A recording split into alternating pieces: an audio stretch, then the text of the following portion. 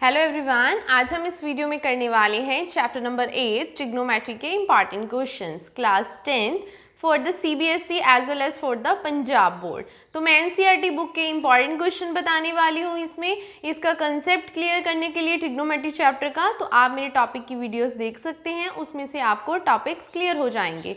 तो आज मैं सिर्फ आपको इंपॉर्टेंट क्वेश्चन बताऊंगी। तो मैं स्टार्ट कर रही हूँ एक्सरसाइज 8.1 एनसीईआरटी बुक से। सो लेट्स स्टार्ट इट। एक्सरसाइज 8.1 है ट्रिग्नोमेट्री चैप्टर। तो सबसे पहले मैं इसकी एग्जाम्पल्स भी इंपॉर्टेंट आपको बताऊंगी। एग्जाम्पल्स आप अपनी बुक में मार्क कर सकते हैं और एक्सरसाइज के क्वेश्चन के साथ साथ मैं उनका सोल्यूशन भी देने वाली हूँ। सो अपनी बुक ओपन कीजिए। तो सबसे पहले एक्सरसाइज 8.1 की यहाँ पे 5 एग्जाम्पल्स हैं। तो उसमें से example number 1, 2 and 5th example, ये 3 एग्जाम्पल्स मार्क कर लीजिए। These are the very important examples. Now I am just starting the exercise 8.1 with its very first question. First question बताने जा रही हूँ मैं आपको। उसमें क्या बोला गया है आप स्टेटमेंट अपनी बुक से देख सकते हैं। तो मैं यहाँ पे आपको सोल्यूशन दूंगी। In a triangle ABC right angle B, triangle जो है उसमें राइट एंगल जो है B पे बन रहा है। AB और BC की लेंथ आपको गिवन है। आपको फाइंड करना है sine A and cos A। तो सबसे पहले इसका डायग्राम ड्रॉ करते हैं, ध्यान से देखिएगा। तो हमें जो राइट एंगल उन्होंने बोला कि बी पे है, तो हम यहाँ पे 90 डिग्री बी पे ड्रॉ करेंगे। ए बी सी मैंने ट्रायंगल बना लिया है। उसमें उसके बाद आप देख सकते हो ए बी आपको 24 दिया है, तो मैं यहाँ पे लिख रही हूँ 24 सेंटीमीटर एंड आपके पास बी सी भी 7 सेंटीमीटर गिवन है। सो क्वेश्चन नंबर 1 के लिए सबसे पहले यहाँ पे आप गिवन लिख सकते हो। A B is 24 and B C is 7 centimetre. तो हमें सबसे पहले क्या करना है, इसका कोई भी एंगल निकालने के लिए इसकी थर्ड साइड हमें पता होनी चाहिए। दैट मीन्स हमें AC निकालना है। AC निकालने के लिए हम क्या करेंगे, पाइथागोरस थ्योरम अप्लाई करेंगे। So according to Pythagoras theorem, जो कि आपने 6th चैप्टर में की होगी, पाइथागोरस थ्योरम के अकॉर्डिंग क्या होता है, hypotenuse square is equal to base square plus perpendicular square. This is the Pythagoras theorem. So your hypotenuse is here AC square and your base is BC and your perpendicular is AB. So your AC is, वो आपको find out करना है, BC 7 and AB is 24. So इसे solve करते हैं। 49 plus 5 76. So AC square, इसका square हटाने के लिए इधर क्या करना पड़ेगा, स्क्वायर रूट। पहले हम इसको ऐड कर देते हैं, दैट इज 625। तो इसका स्क्वायर हटा के मैंने यहाँ पे स्क्वायर रूट मार्क कर दिया है 625। इसका स्क्वायर रूट क्या होता है, 25। So your AC is 25 centimetre, जो कि हमने पाइथागोरस थ्योरम की हेल्प से निकाल ली है। तो हमें आप देखिए इसका फर्स्ट पार्ट क्या बोला गया है। फर्स्ट पार्ट में हमें निकालना है साइन A। ध्यान से देखिएगा, साइन का फॉर्मूला क्या होता है, P/H। पंडित बद्री प्रसाद हर हर बोले। तो ये जो कंसेप्ट है, फॉर्मूलाज हैं, वो मैं आपको लास्ट वीडियोस में बता चुकी हूँ, टॉपिक वाली वीडियोस में। आप वहाँ पे जाके इसका पूरा कंसेप्ट क्लियर कर सकते हैं। सो साइन का फॉर्मूला होता है P/H। P means perpendicular, H is hypotenuse.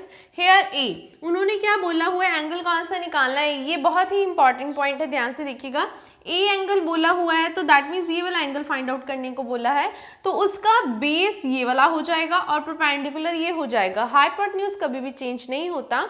According to angle base और परपेंडिकुलर चेंज हो जाते हैं। वो कैसे होते हैं, जब आपको A एंगल बोला हुआ है, उन्होंने ये वाला एंगल बोला है क्वेश्चन में फाइंड आउट करने के लिए, तो A के साथ वाली साइड आपकी क्या हो जाएगी, बेस, और उसके ऑपोजिट साइड क्या हो जाएगी, परपेंडिकुलर। हाइपोटेन्यूज पे कोई भी चेंज नहीं आएगा। So your perpendicular here is BC and hypotenuse is AC. As we know that BC is 7 centimeter and AC जो हमने कैलकुलेट किया that is 25. So sin A का आंसर आ चुका है 7/25. तो इसी के साथ उन्होंने नेक्स्ट पूछा है cos A। तो cos A फाइंड आउट करेंगे। cos का फॉर्मूला क्या होता है, base over hypotenuse. Base over hypotenuse. So again your base is A के साथ वाली साइड आपका क्या होगा, बेस। तो आपका बेस क्या है, AB, और हाइपोटेन्यूज आपका क्या है, AC। As we know that AB is 24 centimetre and AC is 25। सो आपका cos A का आंसर आ चुका है 24/25। इसी के साथ इसका सेकेंड पार्ट करते हैं। उसमें sine C and cos C find out करने को बोला हुआ है, ध्यान से देखिएगा। सो अब हमें साइन C फाइंड आउट करना है। फॉर्मूला तो साइन का वही रहता है, P/H, उसमें कोई चेंज नहीं आएगा, लेकिन यहाँ पे ट्रायंगल के अकॉर्डिंग परपेंडिकुलर चेंज हो जाएगा, बिकॉज अब हमें सी एंगल बोला है, मीन्स आपको ये वाला एंगल फाइंड आउट करना है। अब इस एंगल के साथ वाली साइड कौन सी है, ये वाली, तो ये क्या बन गया आपका base, and this is your perpendicular and this is the hypotenuse. Hypotenuse पे चेंज नहीं आएगा, आई am just repeating it. So this is your base and perpendicular, now your perpendicular is AB and hypotenuse is AC. As we know that AB is 24 centimeter and AC is 25. So your sin C is 24/25. तो इसका साथ में उन्होंने ये भी पूछा है cos C बताइए, cos C क्या होता है, base over hypotenuse. Now your base is BC and hypotenuse is AC. Here BC is 7 centimeter and AC is 25. So cos C is 7/25. That's all about its first question. Question number 1 हमारा complete हो चुका है, तो इसके लिए साथ साथ मैंने कंसेप्ट भी आपको बताया है, ये कंसेप्ट स्ट्रांग रखिए, नेक्स्ट क्वेश्चन इजीली सॉल्व हो जाएंगे। So now let's solve it the question number 4 from your book. तो मैं आपको इसमें इंपॉर्टेंट क्वेश्चन डिस्कस कर रही हूँ, तो क्वेश्चन 1 डिस्कस हो चुका है।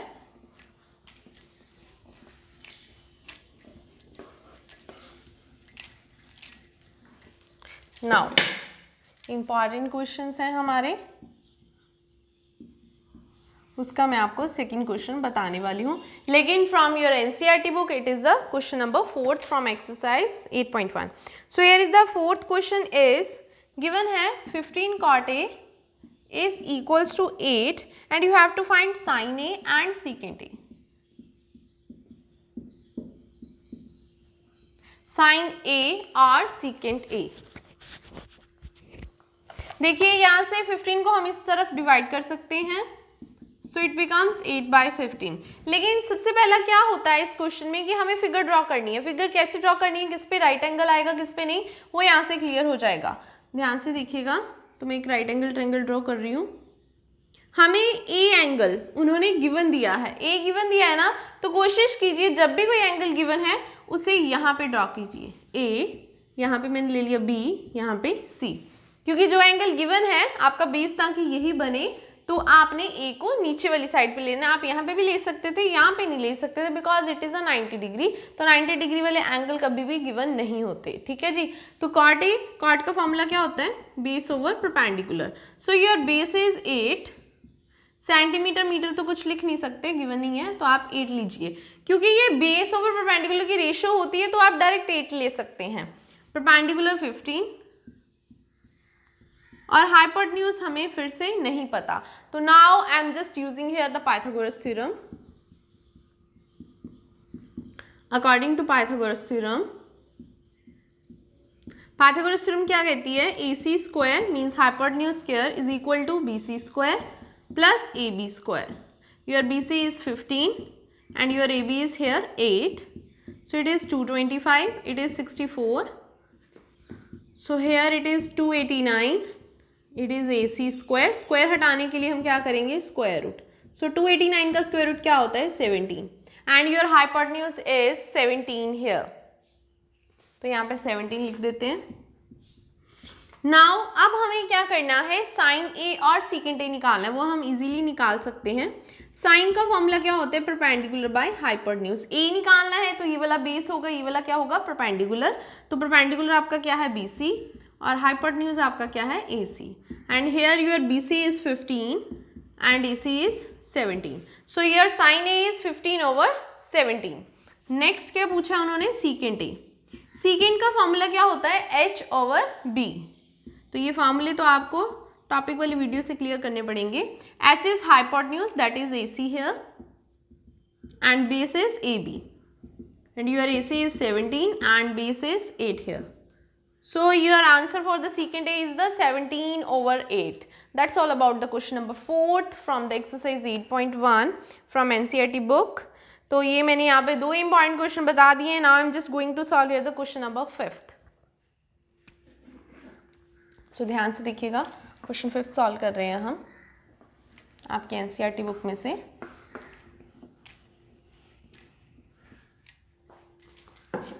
So my question number is here 3 because I'm just discuss about the important questions. So in question number 5th, you can see the statement from your book. So it is secant theta 13 by 12. Secant theta 13 by 12 आपको given है. Calculate all other trigonometric ratios. आपको बाकी की सारी trigonometric ratios find out करनी है. So let's start it. Secant theta. आप कुछ भी a b नहीं बोला हुआ है, just theta given है, तो मैंने ऐसे लिख लिया secant theta 13 by 12. सबसे पहले फिगर ड्रॉ करनी पड़ेगी. सो हम कोशिश क्या करते हैं, जो भी एंगल गिवन होता है उसको यहाँ पे ड्रॉ करते हैं. तो क्या गिवन है, थीटा, तो यहाँ पे मैं थीटा ले लेती हूँ. नेमिंग हम ट्रायंगल की ABC ही रख देते हैं. ठीक है जी. सेकेंड का फॉर्मूला क्या होता है, H/B. सेकेंड का फॉर्मूला होता है H/B. So your H is 13 here and your base is 12. लेकिन अभी हमें परपेंडिकुलर नहीं पता. Now I am just using here Pythagoras theorem.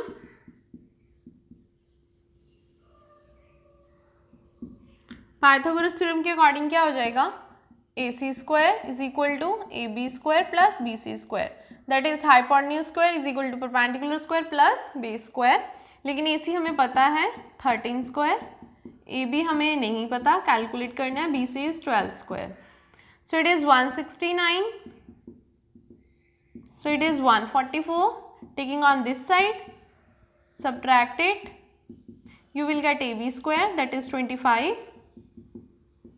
अब स्क्वायर हटाने के लिए स्क्वायर रूट कर देंगे and your AB is 5. AB क्या आ जाएगा आपका 5. AB आपका 5 आ चुका है. अब आपको all other trigonometric ratios find out करनी है. दैट मीन्स सीकेंट आपको गिवन है, आपको फाइंड आउट करना है sine, cos, tan, cosecant and cot. 5 other trigonometric ratios. तो सबसे पहले फाइंड करते हैं हम sine theta. Sine theta formula perpendicular by hypotenuse. Perpendicular क्या है आपका AB और हाइपोटेन्यूज क्या है आपका AC. So your AB is 5 and AC is 13. 5 by 13. Next point is about cos theta. Your cos theta formula is base over hypotenuse. Base over hypotenuse. Your base is BC and your hypotenuse is AC, and here the BC is 12 and AC is 5. So answer. Third point कर रहे हैं हम tangent theta. So tangent theta formula is perpendicular by base. Here is perpendicular is AB and base is BC. So perpendicular हमने find out किया हुआ है कितना है 5 और base BC कितना है 12. So it becomes 5 by 12. तो साइन कॉस टैन आ चुके हैं. नेक्स्ट मैं फाइंड करने जा रही हूँ कोसिकेंट. कोसिकेंट का फॉर्मूला क्या होता है, साइन का रेसिप्रोकल होता है, दैट इज H/B. तो लिखने की ज़्यादा जरूरत नहीं है, इसके आंसर का ही रेसिप्रोकल हो जाएगा. So now I am just going to solve here the last one, that is cot theta. Cotangent theta भी बोलते हैं जिसे. सीकेंट हम नहीं फाइंड करेंगे because it's already given to you. Cot theta that is B/P, which is reciprocal of tangent theta. So I'm just writing here the 12 by 5. That's all about this question. तो ये आपका question complete हो चुका है. This is the question number 5 from your NCERT book. Now I am just going to solve here the question number 6. It's again very important question. So 3 important questions हो चुके हैं. So now I'm just going to solve here the 4th important question, but the question number 6 from your book. I'm just starting from here. So see the statement, if angle A and B are acute angles such that cos A equal to cos B, now prove that angle A equal to angle B. So इसके लिए 2 triangle select करनी पड़ेंगी, A और B equal है उसके लिए. ध्यान से देखिएगा, 2 राइट एंगल ट्रायंगल ड्रॉ कर रही हूँ. तो एक को आपको A कंसीडर करना है और एक को आपको B कंसीडर करना है. बाकी नेमिंग आप कुछ भी कर सकते हो because cos A equal to cos B है, तो एंगल सेम साइड पे लेनी है. एक को A लेना है, एक को B लेना है. तो मैं यहाँ पे क्या कर रही हूँ, CD, यहाँ पे 90, ACD ले लिया मैंने. तो B तो हो चुका है, EF ले लिया मैंने 90 डिग्री. ठीक है जी. 2 ट्रायंगल्स कंसीडर कर रही हूँ. Let us consider 2 right triangles. 2 right triangles लिए मैंने. नेमिंग क्या है वो हम लिख देते हैं, ACD triangle and BEF triangle. एक मैंने ACD ले ली है, ACD, दूसरे BEF। उन्होंने क्या बोला, cos A equal to cos B। cos A cos B का फॉर्मूला सॉल्व करेंगे। cos का फॉर्मूला क्या होता है, बेस ओवर हाइपोटेन्यूज। ये A निकालना है तो बेस क्या होगा आपका AC और हाइपोटेन्यूज क्या होगा AD, सॉरी। सो मैंने यहाँ पे AC ओवर AD लिख लिया। Again now next cos B is again B over H, base over hypotenuse. Your base is here BE and hypotenuse is here BF. But according to question now, question में क्या बोला हुआ है, cos A equal to cos B, it's a given to you. cos A equal to cos B है, then इन दोनों की values यहाँ पे पुट कर देंगे, AC over AD which is equal to BE over BF which is equal to, हमने ले लिया K। हमने मान लिया कि दोनों रेशियोज इक्वल हैं, वो K के इक्वल है। तो थोड़ा सा एक स्टेप करूंगी यहाँ पे, ध्यान से देखिएगा। उस स्टेप को बोलते हैं ट्रांसपोजिंग। वो क्यों करूंगी, क्योंकि उसे आगे यूज करना है, आपको क्लियर हो जाएगा। कर क्या रही हूँ मैं, BE को यहाँ लेके आऊंगी, AD को यहाँ पे, जस्ट एक्सचेंज कर रही हूँ इनको, और कुछ नहीं करेंगे, बाकी सारा वैसे ही रहेगा। इसको एक्सचेंज कर रही हूँ, AC के नीचे लिख रही हूँ BE और AD को इधर लिख रही हूँ, जस्ट ट्रांसपोजिंग। तो दोनों है तो स्टिल K, तो इसे नंबर दे रही हूँ 1। तो यहाँ तक समझ आ गया, यहाँ तक हो गया। cos A cos B already given था, K था, जस्ट ट्रांसपोजिंग किया और कुछ नहीं किया अभी तक। अब क्या करना है आपको, जब भी आप कोई एंगल लेते हो, यहाँ पे cos की जगह अगर साइन भी होता तो दो साइड्स यूज होती हैं, एक साइड बच जाती है। तो यहाँ पे बेस और हाइपोटेन्यूज, बेस हाइपोटेन्यूज यूज हुआ है लेकिन परपेंडिकुलर यूज नहीं हुआ। हम अब परपेंडिकुलर फाइंड आउट करेंगे by using Pythagoras theorem. By using Pythagoras theorem perpendicular find out करेंगे। पाइथागोरस थ्योरम के अकॉर्डिंग देखिए, पाइथागोरस थ्योरम क्या कहती है, X square is equal to P square plus B square. हमें क्या निकालना है, परपेंडिकुलर। ये पाइथागोरस थ्योरम कहती है अगर परपेंडिकुलर निकालना हो तो बेस इधर आ जाता है, तो which is equal to perpendicular square, है ना। तो हाइपोटेन्यूज क्या है फर्स्ट वाले में, AD स्क्वायर, और बेस क्या है आपके पास AC, और परपेंडिकुलर क्या है आपके पास CD। तो इसका स्क्वायर हटाने के लिए हम इधर स्क्वायर रूट कर सकते हैं। सो जस्ट ये हमने पाइथागोरस थ्योरम से CD निकाला। हमें हमेशा वही साइड निकालनी है जो साइड यहाँ पे यूज नहीं हुई है। यहाँ पे बेस यूज हो गया था हाइपोटेन्यूज, लेकिन परपेंडिकुलर यूज नहीं हुआ था। अब हमें इस ट्रायंगल पे भी पाइथागोरस थ्योरम लगा रही हूँ और यहाँ से भी EF निकाल रही हूँ। ये था in triangle ACD। Now next करेंगे ट्रायंगल BEF। सो ध्यान से देखिएगा, मैं यहाँ पे ऊपर कर रही हूँ in triangle BEF, again according to Pythagoras theorem.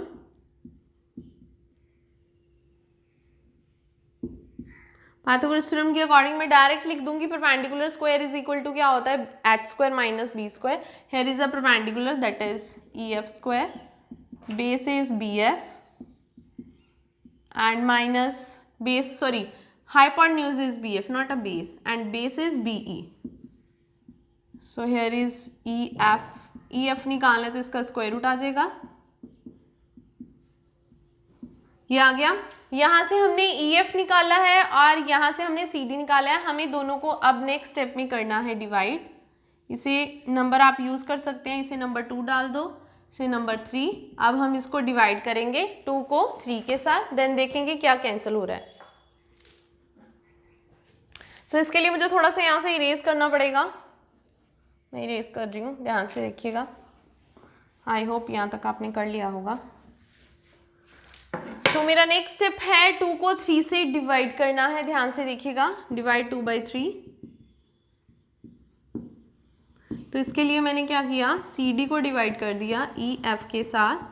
तो ये क्या आ गया, AD square minus AC square upon root BF square minus BE square. तो ये आ चुका है हमारा। तो यहाँ पे मैंने दोनों को डिवाइड कर दिया है। अब हम यूज करेंगे इक्वेशन नंबर 1। ध्यान से देखिएगा, यहाँ पे AD की वैल्यू, अगर मैं इसको जस्ट इसको कंपेयर करूँ तो AD की वैल्यू क्या आ जाएगी, K इंटू BF। AD की वैल्यू क्या आएगी, K into BF। Now I am just here using 1 number 1। तो AD को मैं सब्सटीट्यूट कर रही हूँ K इंटू BF, मैंने इसका स्क्वायर लिख दिया, माइनस K का भी तो स्क्वायर होगा ना वो, क्योंकि K इंटू BF कर रहे हैं, AD का स्क्वायर है तो सबका स्क्वायर हो जाएगा। AC की वैल्यू निकालनी हो तो उसके लिए मैं क्या करूँगी, जस्ट इसको K के साथ कंपेयर करेंगे, सिर्फ इसको। तो AC ओवर BE को लाइक दिस जब हम K के साथ इक्वेट करेंगे तो ये क्या बन जाएगा, AC is equal to KBE। क्या बन जाएगा, AC is equal to KBE। तो इस AC की जगह मैं KBE लिख रही हूँ, आप ऐसे लिख लीजिए अगर कंफ्यूजन हो रही है तो ऐसे भी लिख सकते हैं। ओवर में हमारे पास क्या है, BF square minus BE square, तो होल क्या है यहाँ पे, आप ऐसे होल स्क्वायर रूट लिख सकते हो।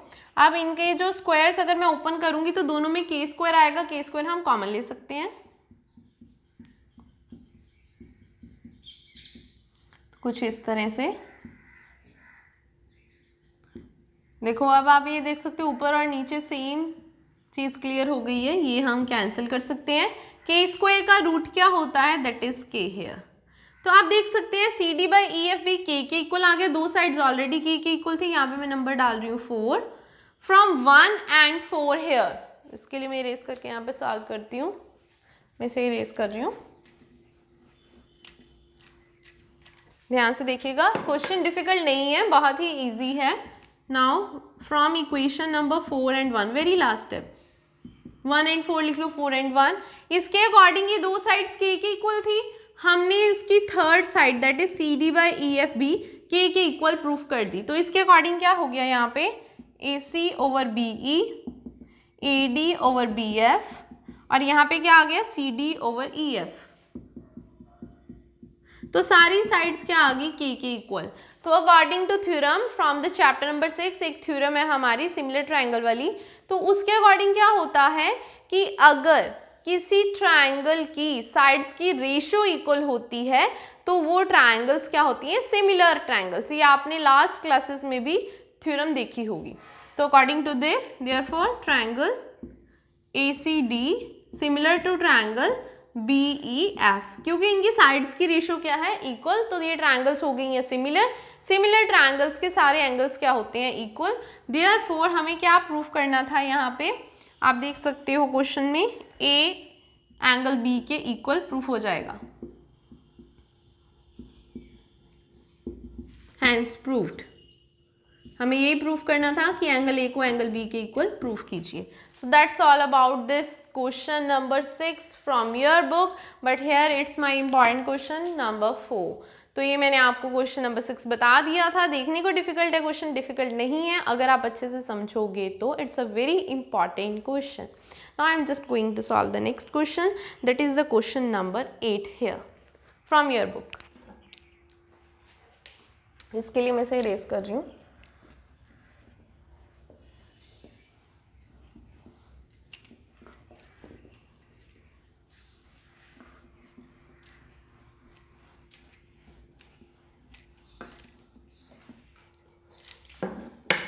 So it's important question number 5 here. So it's a question number 8, that is if 3 cot A is equal to 4, 3 cot A is equal to 4 given है, check whether, चेक करने को बोला गया है, expression दिया है इक्वल है या फिर नहीं है। तो हम लेफ्ट हैंड साइड की भी वैल्यू फाइंड आउट करेंगे, राइट हैंड साइड की भी, अगर इक्वल आ गया तो हम येस लिख देंगे, otherwise no. So let's start it. 3 cot A is equal to 4, so your cot A is 4/3। तो सबसे पहले हम एक के रिगार्डिंग डायग्राम फिगर ड्रॉ कर लेते हैं। तो ए बोला हुआ है उन्होंने, तो मैं ऑब्वियसली ए को यहाँ रखूंगी, ABC हो गया, क्योंकि ए एंगल फाइंड आउट करने को बोला था, मैंने ए को यहाँ पे रख लिया। कॉट किसका फॉर्मूला होता है, कॉट का फॉर्मूला मतलब क्या होता है, base over perpendicular. So your base is 4 and your perpendicular is here 3। तो मैं यहाँ से ये इरेज कर देती हूँ, थोड़ा यहाँ लिख देती हूँ, बेस ओवर परपेंडिकुलर। तो ये 3 हो गया। हाइपोटेन्यूज हमें नहीं पता, हम बाय यूजिंग पाइथागोरस थ्योरम निकाल सकते हैं।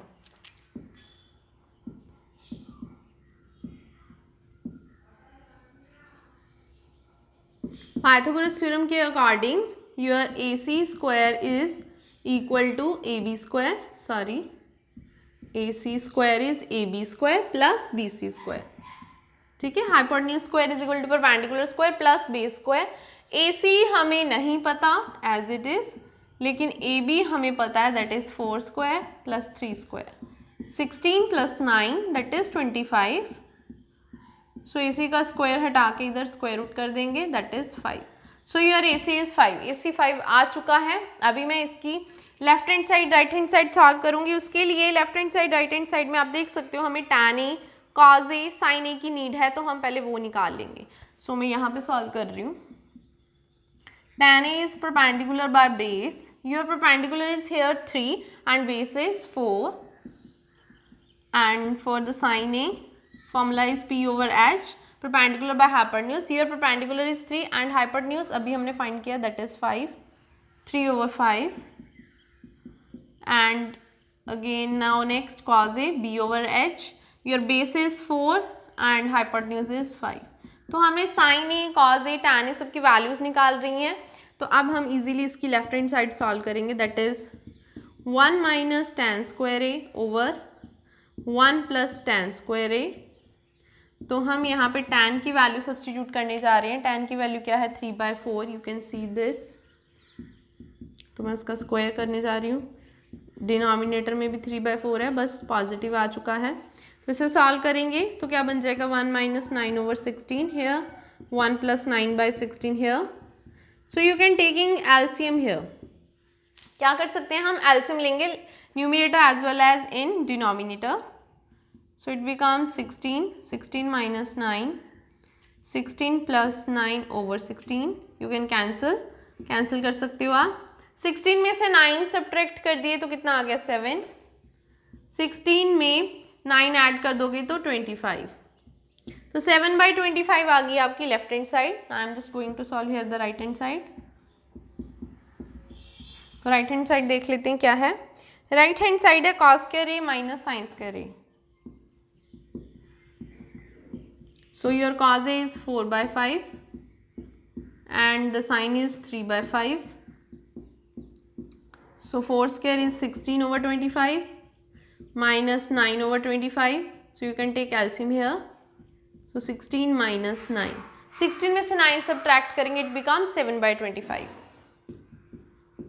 You can see here from 1 and 2 both are equal. From 1 and 2 you can see here both are equal. Left hand side answer and right hand side answer दोनों के answer क्या आ चुके हैं, same आ चुके हैं। तो हम यहाँ पे लिख देंगे from 1 and 2 left hand side is equal to right hand side. उन्होंने पूछा था इक्वल है या नहीं, तो आंसर आएगा yes. Your answer is yes, both are equal to each other. So this is the question number 8 from your NCERT book. But my question number 5, now I'm just going to solve here the question number 9 first part. 9 का first part बताऊंगी, second part आप खुद कीजिएगा, important है। first part बताने जा रही हूँ आपको, ध्यान से देखिएगा।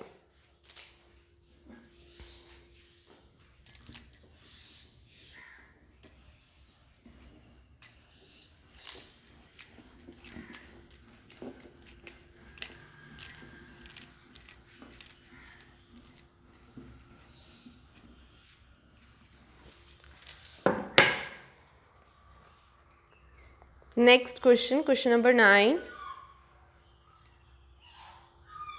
So my important question, that is 6 important questions going on.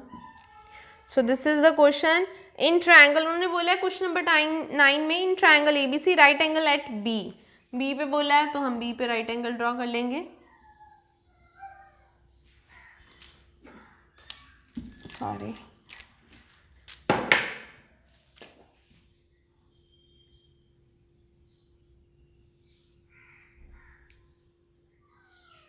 सो यहाँ पे B मैंने ले लिया, AC उन्होंने बोला था राइट एंगल B पे होना चाहिए, B पे ले लिया है हमने।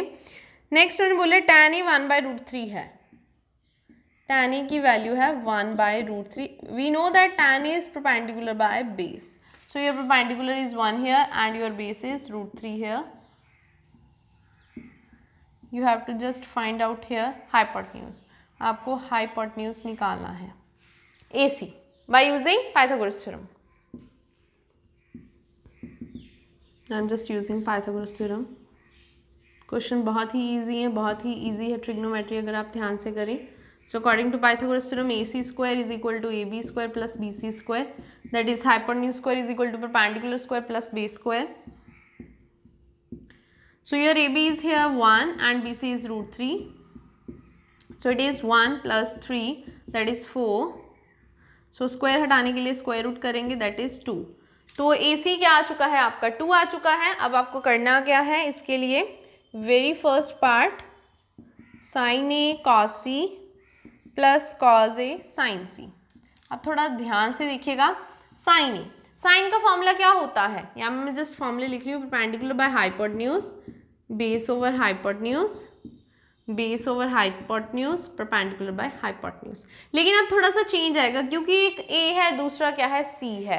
सो आप देख सकते हैं साइन ए निकालना है, उसके लिए ए के लिए बेस ही हो जाएगा परपेंडिकुलर, ये हमें परपेंडिकुलर चाहिए, ये बेस है, ये परपेंडिकुलर, सो ये परपेंडिकुलर इज रूट 3.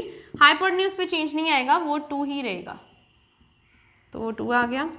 अब कॉस सी की बात करूं मैं, सी निकालना है तो ये वाला बेस हो जाएगा, क्योंकि सी निकालना है तो ये वाला क्या हो जाएगा बेस, ये वाला हाइपोटेन्यूज, तो root 3/2, it's also root 3/2. A निकालना है अब आपको, so this is the base, base is 1 and hypotenuse is 2. Sine C निकालना है, परपेंडिकुलर सी निकालना है, तो परपेंडिकुलर क्या है 1, हाइपोटेन्यूज इज 2. सो ये आ चुका है हमारा. अकेले अकेला निकाल के सब्स्टिट्यूट करने से अच्छा आप यहाँ पे भी कर सकते हो. आई होप आपको जो एंगल निकालना है उसे बेस कंसीडर करते हैं, ऑपोजिट साइड को परपेंडिकुलर कंसीडर करते हैं, ये क्लियर हो चुका होगा. So this is the root 3 into root 3, that is 3/4, 1/4. Now I am just going to take here LCM. So it is 4/4, which is 1. So very first part for the question number 9 is done here, but the second part is solve it by yourself. Second part आप खुद कीजिएगा, मैं वो नहीं बताने जा रही हूँ. Now I am just going to solve here the question number 10 from your NCERT book. तो 10th क्वेश्चन बताने जा रही हूँ. सबसे पहले मैं गिवन इस साइड लिख रही हूँ, ध्यान से देखिएगा. Question number 10 here. Question number 10 में क्या बोला है कि राइट एंगल एट क्यू है, PQR, ठीक है, राइट एंगल क्यू है, तो क्यू पे बना लेंगे हम. तो ये मेरा बन गया PQR, राइट एंगल उन्होंने क्यू पे बोला था. उसके बाद उन्होंने बोला PR प्लस QR, जो गिवन है हम वो लिख लेते हैं, दैट इज 25 सेंटीमीटर, और next is PQ is 5 centimetre. हमें फाइंड आउट करना है sine P, cos P, tan P. वो निकालने के लिए हमें 3 की 3 साइड पता होनी चाहिए, जबकि हमें सिर्फ एक साइड पता है, दैट इज 5. हमें सिर्फ PQ पता है, दैट इज 5. हमें 2 साइड्स नहीं पता, उसके लिए हम क्या करेंगे, ध्यान से देखना. मैं इसको इधर लेके जा रही हूँ. So your PR is 25 minus QR. इसे याद रखिएगा, इसे हम यूज़ करेंगे. This is 1 and this is 2. Now I am just going to apply here the Pythagoras theorem in triangle PQR. According to Pythagoras theorem, Pythagoras theorem के according क्या होगा, hypotenuse square is equal to perpendicular square plus base square.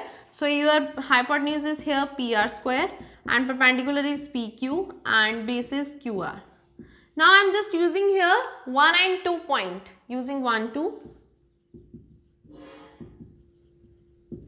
1 number में PR की value क्या है आपके पास, 25 minus QR. I am just substituting here, मैंने PR की वैल्यू पुट कर दी है by using equation number 1 here. तो PQ क्या है आपका 5, तो 5 का स्क्वायर लिख देंगे प्लस QR स्क्वायर. यहाँ तक आई होप आपको क्लियर हो चुका होगा. नेक्स्ट मैं कर रही हूँ इस साइड पे.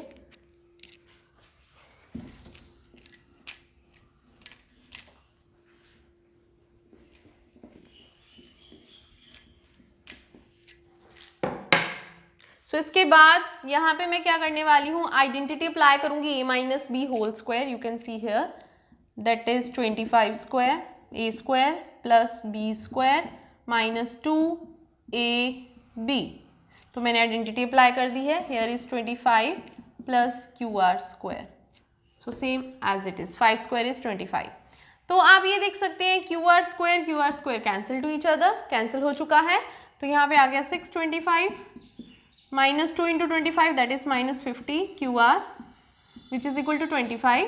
मैं इसको इधर लेके जा रही हूँ और इसको इधर लेके आ रही हूँ, तो ये माइनस हो गया, ये बन गया 50 QR. तो 625 में से 25 माइनस करेंगे तो क्या हो जाएगा 600. सो इट इज 50 QR. तो इसे मैं यहाँ पे कैंसिल कर रही हूँ, 0 के साथ 0 कैंसिल होगी तो यहाँ पे आ गया 12. So your Q are is 12 centimetre. Q R हमारा आ चुका है, तो हम इसे इक्वेशन नंबर 1 में सब्स्टिट्यूट करके पी आर निकाल सकते हैं. Put in 1. तो according to this P R क्या था हमारे पास 25 minus Q R, and your Q R here is 12, so it is 13 centimetre. तो हमारे पास सारी साइड्स फाइंड आउट हो चुकी हैं. योर क्यू आर इज 12, तो मैं यहाँ पे लिख रही हूँ 12, and your P R is 13, so it is 13 centimetre. So this हमारे पास तीनों की तीनों साइड्स आ चुकी हैं ट्रायंगल की. Now we can find easily sine P, cos P and tan P. So I am just solving here. Sine P, cos p and tan p. Sine formula is perpendicular by hypotenuse, cos is base over hypotenuse and tan is perpendicular by base. You are perpendicular for the angle p. तो p के लिए ये base हो जाएगा, ये perpendicular हो जाएगा. Fix कर लीजिए क्योंकि सारे p के निकालने हैं. तो ये आपका बेस है, ये आपका perpendicular.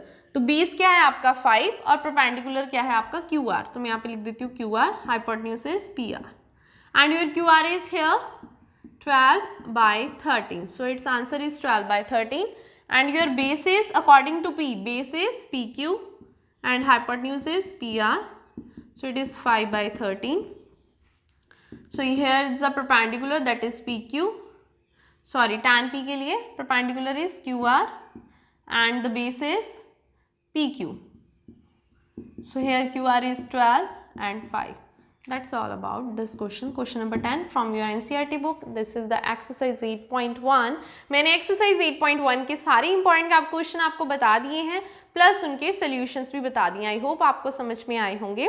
Now I'm just going to solve here the exercise 8.2. उसके लिए आपको टेबल पता होना चाहिए, trigonometric table. You can see this table, how to draw a table or how to learn easily this table. You can see this from my video, concept video in chapter number 8. आप playlist है यहाँ पे video में, channel में playlist बनी हुई है class 10th की, उसमें आप चैप्टर नंबर 8 पे क्लिक करोगे ट्रिग्नोमेट्री पे, वहाँ पे आपको ट्रिग्नोमेट्री टेबल की वीडियो मिल जाएगी. वहाँ से आप इजीली इसे लर्न कर सकते हैं और ये भी देख सकते हैं कि इसको कैसे ड्रॉ किया जाता है. तो मैं यहाँ पे इसके क्वेश्चन बताने जा रही हूँ. तो इसकी जो एग्जाम्पल्स हैं यहाँ पे, दैट इज़ एग्जाम्पल 6, 7, 8, 3 एग्जाम्पल्स हैं. तो आप ये 3 की 3 एग्जाम्पल्स ही मेरी सजेशन है कीजिए. कोई भी एग्जाम्पल आपको एग्जाम में आ सकती है, तीनों ही इंपॉर्टेंट हैं. तो मैं यहाँ पे कुछ क्वेश्चन सॉल्व करवाने जा रही हूँ, इंपॉर्टेंट क्वेश्चंस बताने जा रही हूँ एक्सरसाइज 8.2 के, सो दैट आपको आइडिया हो जाएगा कि सभी क्वेश्चन को कैसे सॉल्व करना है. सो let's start it exercise 8.2.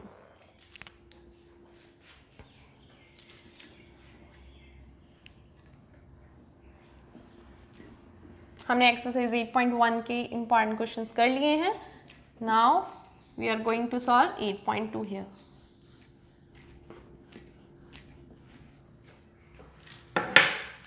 Can write here 8.2 exercise. इसके लिए आपको टेबल क्लियर होना चाहिए कि कौन सी वैल्यू कहाँ से आई है. उसके बिना आप इसके क्वेश्चन सॉल्व नहीं कर सकते.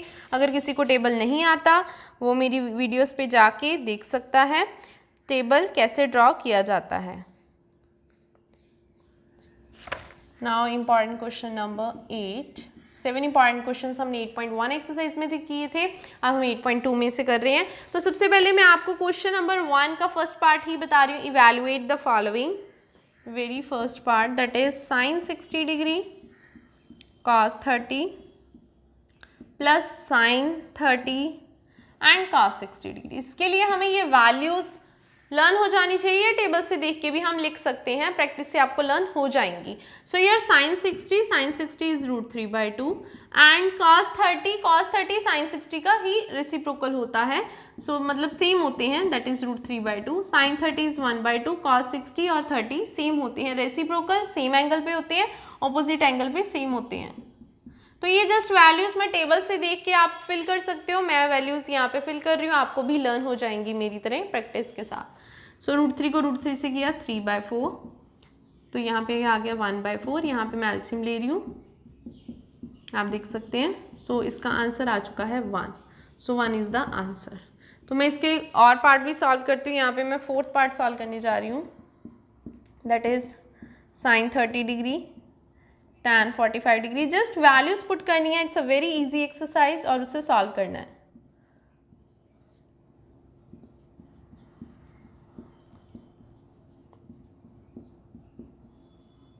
cos 60 and cot 45. Just substitute the value here. Sin 30 is 1/2 and tan 45 is 1, जिसके नीचे कुछ नहीं है तो हम 1 लिख सकते हैं क्योंकि हमें एलसीएम लेना है। Cosecant 60 is the reciprocal of sin. Sin 60 is √3/2, उसका उल्टा हो जाएगा, that is -2/√3. सो यहाँ पे secant 30 क्या होता है? cos 30 का उल्टा। cos 30 क्या होता है हमारा? जो sin 60 होता है √3/2, तो यहाँ पे क्या आ जाएगा? 2/√3. cos 60 is 1/2, cot 45 is 1 here. तो यहाँ तक हमने वैल्यूज पुट कर रही हैं। अब मैं यहाँ पे इसका एलसीएम लूँगी, ध्यान से देखिएगा, इस साइड पे सॉल्व कर रही हूँ। तो 2√3 एलसीएम आ जाएगा। सो जब 2√3 एलसीएम आ गया, इसके साथ डिवाइड करेंगे, क्या आएगा? √3 प्लस 2√3 यहाँ पे आ गया, और √3 को यहाँ से क्या यहाँ पे आएगा? -4. सो ऐसे सेम डिनोमिनेटर में भी एलसीएम ले रही हूँ मैं, 2√3, तो उसके साथ यहाँ पे आ जाएगा 4 प्लस √3 प्लस 2√3. सो ये वाले 2√3 और 2√3 हमारे कट जाएंगे, ठीक है जी। और उसके बाद हम देख लेते हैं सॉल्व करके। √3 में 2√3 ऐड करेंगे तो क्या होगा? √3 में 2√3। ध्यान से देखिए, अगर किसी को ये एडिशन नहीं करनी आती उसके लिए बता रही हूँ।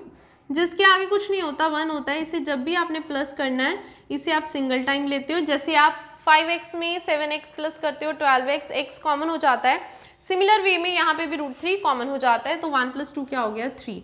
सो इट इज़ 3√3, तो मैं यहाँ पे लिख रही हूँ 3√3 - 4, और यहाँ पे भी आ गया 4, ये 2 और 1, ये हो गया 3√3. तो यहाँ तक हमारा क्वेश्चन आ चुका है। अब हमें क्या करना है? रूट में वैल्यू कभी भी डिनोमिनेटर में नहीं होनी चाहिए, उसके लिए करेंगे हम रैशनलाइजेशन।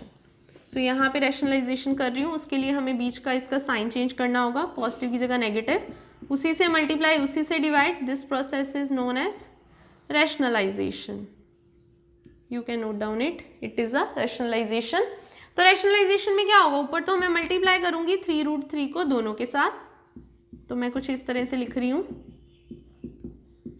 फिर हम 4 को दोनों के साथ करेंगे, but in the denominator you can apply the identity. Denominator में क्या है? a + b × a - b।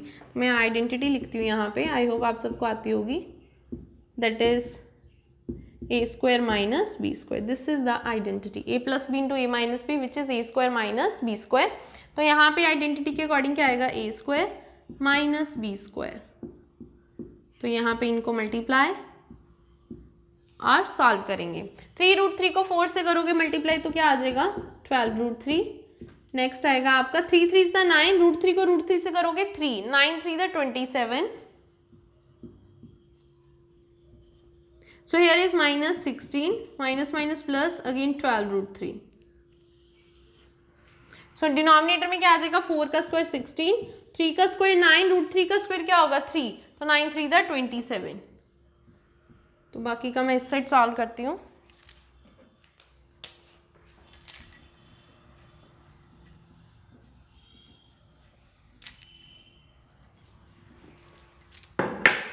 सो यहाँ पे आप देख सकते हैं 12√3 प्लस कर देंगे, क्या आ जाएगा? 24√3, 27 और 16 माइनस प्लस, 27 में 16 ऐड अप कर देंगे तो कितना हो जाएगा हमारे पास? आप देख सकते हैं 3 2 3 4 43, और डिनोमिनेटर में 16 में से 27 को माइनस कर देना, 7 में से 6 माइनस कर दिए 1, देन 1, एक नेगेटिव साइन आ जाएगा। उसके लिए हम क्या कर सकते हैं? ऊपर वाले से मैं नेगेटिव कॉमन ले रही हूँ, ऐसा करने से 43 पॉजिटिव का हो जाएगा और 24√3 नेगेटिव का हो जाएगा। डिनोमिनेटर में आ गया -11, माइनस हम कट कर देंगे, so over 11 which is the answer. So this is your 4th part. ये 4th पार्ट था आपका क्वेश्चन नंबर 1 का, इंपॉर्टेंट पार्ट है, इंपॉर्टेंट क्वेश्चंस बता रही हूँ मैं आपको। Now I am just going to solve the question number 2 के 2 पार्ट बताऊंगी आपको, 2nd and 3rd। So this is the 9 questions. Next important question करते हैं।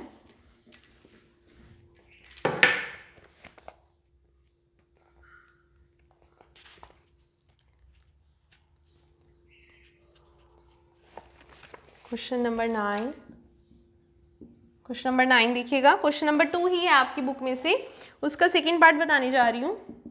That is 1 minus tan square 45 degree over 1 plus tan square 45 degree. So as we know that tan 45 is 1. It's a very easy question. So here is also 1. 1 minus 1 is 0 over 2, that is 0. So your D option is the right option. You can mark it wrong. ठीक है जी, अभी मैं इसका आपको third part बताने जा रही हूँ. It's a very important. Sin 2a is equal to 2 sin a is true when a is equal to, तो ऑप्शन दे रखे a की कौन सी वैल्यू होगी कि ये ट्रू हो जाएगा. तो ऐसा क्वेश्चन आ जाए तो ऑप्शन चेक कीजिए. a की value 0 degree, 30 degree, 45 and 60 turn by turn substitute कीजिए. तो सबसे पहले मैं 0 पुट करके देख रही हूँ. यहाँ पे a की जगह मैं 0 लिख रही हूँ. 0 डिग्री, 2 को 0 से करोगे ये भी 0 डिग्री हो जाएगा. तो here is sin 0 degree. as we know that sin 0 degree is 0, तो दोनों तरफ इक्वल आ चुका है. therefore our a is 0 degree. ये तो फर्स्ट वाला चेक करने पर ही ट्रू हो गया. अगर ऐसा नहीं होता तो मैं a की वैल्यू यहाँ पे 30 डिग्री सब्स्टिट्यूट करके देखती, नहीं तो 45, अदरवाइज 60. फर्स्ट पे ये सही हो गया है, ट्रू हो गया है, तो हमारी ए ऑप्शन आ चुकी है. तो नेक्स्ट करके देखने की ज़रूरत आपको नहीं है, क्योंकि एक ही आंसर होगा, एक से ज़्यादा नहीं होंगे. तो now I am just going to solve here the question number 3 again. It's a very very important question, ध्यान से देखिएगा, और वेरी इजी क्वेश्चन, बहुत ही इजी क्वेश्चन है. So question number 10,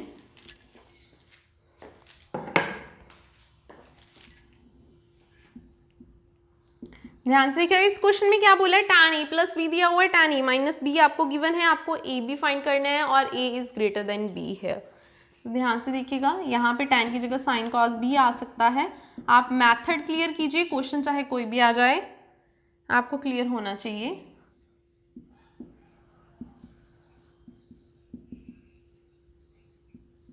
one by root three.